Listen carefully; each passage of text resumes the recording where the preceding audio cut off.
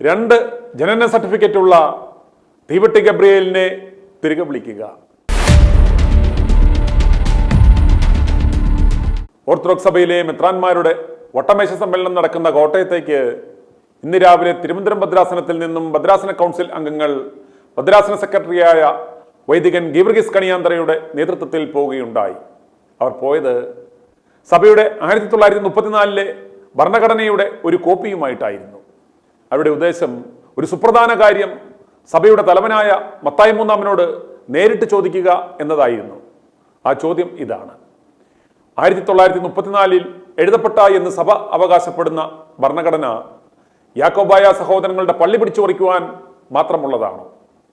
അത് സഭയിലെ ഭദ്രാസന മെത്രാപ്പൊലീത്തമാർക്ക് ബാധകമല്ലേ? 34 ഭരണഘടന അനുസരിച്ച് ഭരിക്കപ്പെടണം എന്ന് പറയുന്നത് തിരുവനന്തപുരം ഭദ്രാസനത്തിന് ബാധകമല്ലേ എന്ന് ചോദിക്കുവാൻ വേണ്ടിയാണ് അവർ ഒത്തുചേർന്ന് പോയത്. അവർ സഭാ ആസ്ഥാനത്ത് പ്രദർശിപ്പിച്ച ആ ബാനർ കാണുക. തിരുവനന്തപുരം ഭദ്രാസനത്തിലെ മലങ്കര സഭാ ഭരണഘടനാ ലംഘനത്തിന് നേതൃത്വം കൊടുക്കുന്ന ഭദ്രാസന മെത്രാപ്പൊലീത്തയെ തിരിച്ചു വിളിക്കുക, ഭദ്രാസനത്തെ രക്ഷിക്കുക എന്ന്. ഗബ്രിയേൽ എന്ന 80 വയസ്സായ ഈ കളവനെ കൊണ്ട് ഭദ്രാസനക്കാർ പൊറുതുമുട്ടിയിരിക്കുകയാണ്.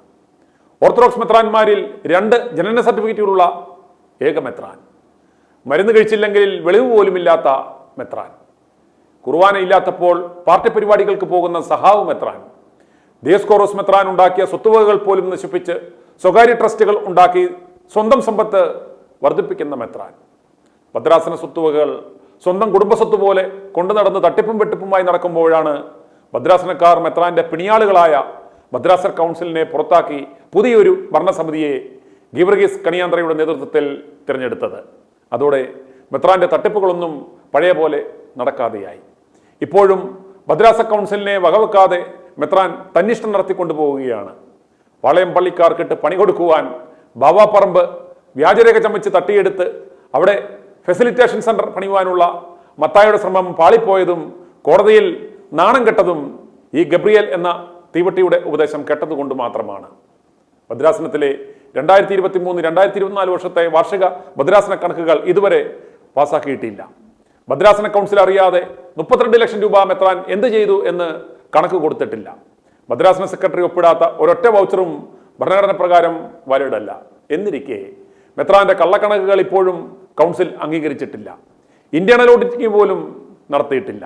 സഭയുടെ അധ്യക്ഷൻ വെച്ച മെത്രാന്മാരുടെ കമ്മീഷൻ പോലും ഈ മെത്രാൻ നടത്തിയ തരികടകൾ കണ്ടുപിടിച്ച് റിപ്പോർട്ട് ചെയ്തിട്ടും സഭയും യാതൊരു നടപടിയും എടുത്തിട്ടില്ല. മെത്രാൻ ഇപ്പോഴും തോന്നുന്നപടി കാര്യങ്ങൾ ചെയ്തു പോകുന്നു.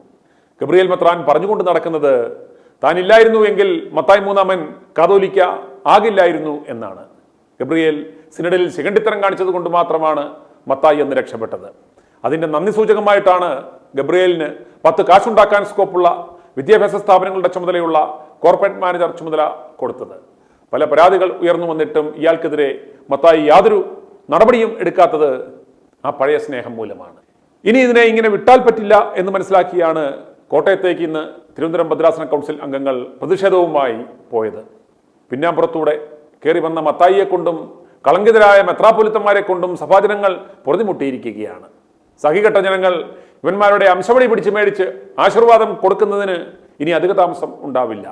അതുപോലെ തിരുവനന്തപുരത്തെ ഈ തീവട്ടി മെത്രാനെ എടുത്ത് ഏതെങ്കിലും ഒരു ദയറായിലേക്ക് തട്ടിയില്ലെങ്കിൽ കാര്യങ്ങൾ കൈവിട്ടു പോകും എന്നുറപ്പാണ്.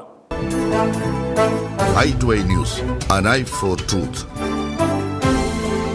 i2i News സബ്സ്ക്രൈബ് ചെയ്തിട്ടില്ലാത്തവർ ഇപ്പോൾ തന്നെ സബ്സ്ക്രൈബ് ചെയ്യുക. നോട്ടിഫിക്കേഷൻ ലഭിക്കുവാൻ ബെൽ ബട്ടണും അമർത്തുക.